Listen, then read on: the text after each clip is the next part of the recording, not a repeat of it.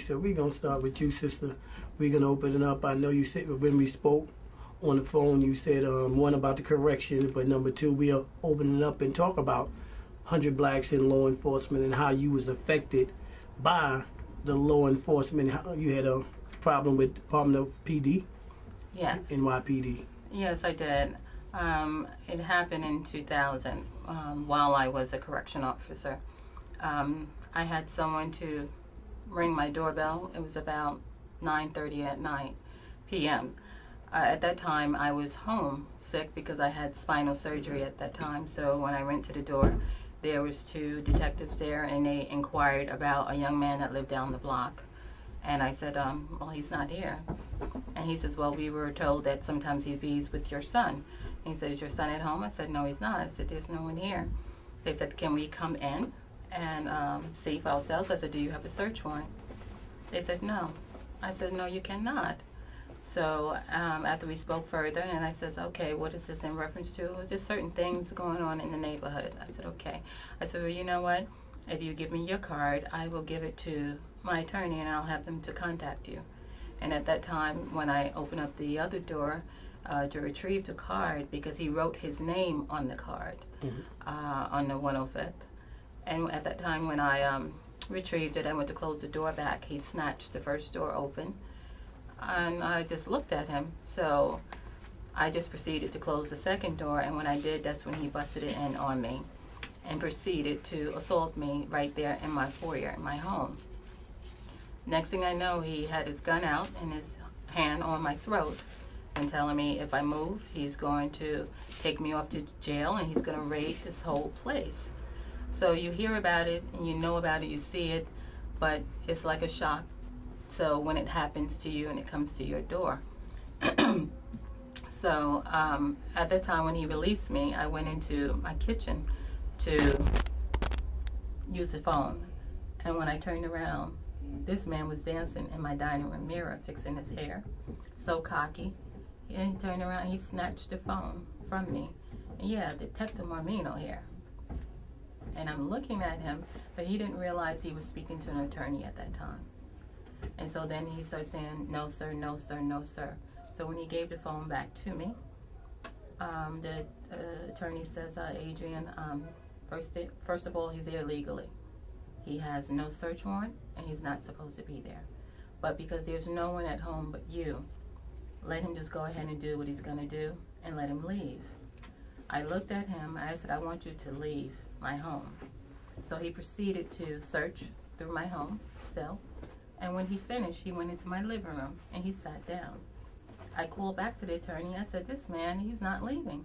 I gave him back the phone and the attorney said, are you aware that she's an officer? And he said, no sir, no sir. And the whole thing changed. And the whole thing changed. Of course. He said, she didn't tell me that she was an officer, because if she would have told me, this would have never happened. But it shouldn't have happened to anyone under any circumstances when something like this, when you come into my home. So at that time, he said, let's shake hands and say this never happened. Or the only person would suffer is your son or whomever. And then he left. But when he left, he just remained sitting in front of my door. So although the shock, the fear, the hurt, the pain, but to know that they were sitting out there waiting for something, anything to give them an excuse. So I turned around. I didn't call anyone. And when I did call, finally I called and said, you know, I'm really tired, I'm sleepy, to make sure that no one shows up, because I come from a very large family. And I didn't want any of my brothers, my nephews, my children, or anyone to show up. So the next morning when I called them, so I had to go through that night by myself. But my God is good, so I really wasn't by myself. And when I called them, they came, they took me to the hospital, and then they told me that I had a bulging disc in my spine. And I had severe head trauma. So it went on where my head trauma, the headaches, and over the years, and back and forth with them. But you cannot tell me that at the end of it, you can't tell me that I won when that person is still retired with their pension. Their partner still remains on the force. But then I turned around and I went to look 3 years later into a mirror and realized I could not really see myself. And then when I went to the hospital, and then that's when they informed me, Adrienne, you're going blind. So I wind up in the hospital for 2 weeks, and I lost 90% of my peripheral vision in my left and 60 in my right. Wow. Then they turned around, they told me, okay, because I couldn't walk now. I'm like, what's going on? And then they had to turn around and remove the disc from my spine. Mm-hmm. So all of these things are happening in our community, and as I said, it was a working class community. I'm not out there on the streets. It was in your home. It was in my home, but he had no respect. He said, you must realize, I don't pick my victims, I just do my job. And if that's the mentality of the police that we have policing our communities, then we have a problem with it. So it was just unreal. So I said, you know, and I met quite a few families that was going through the same thing. So part of our platform is empowering our families. Okay. We're going to touch up over here and let Mark comment on that. Then we're going to get into the real parts of this candidacy. Well, I think it's, you know, it is a very common story, unfortunately, all too common. I think that the experiences that Sister had is consistent with some of the experiences that I know I've heard about over the years. I'm sure each of us have heard about.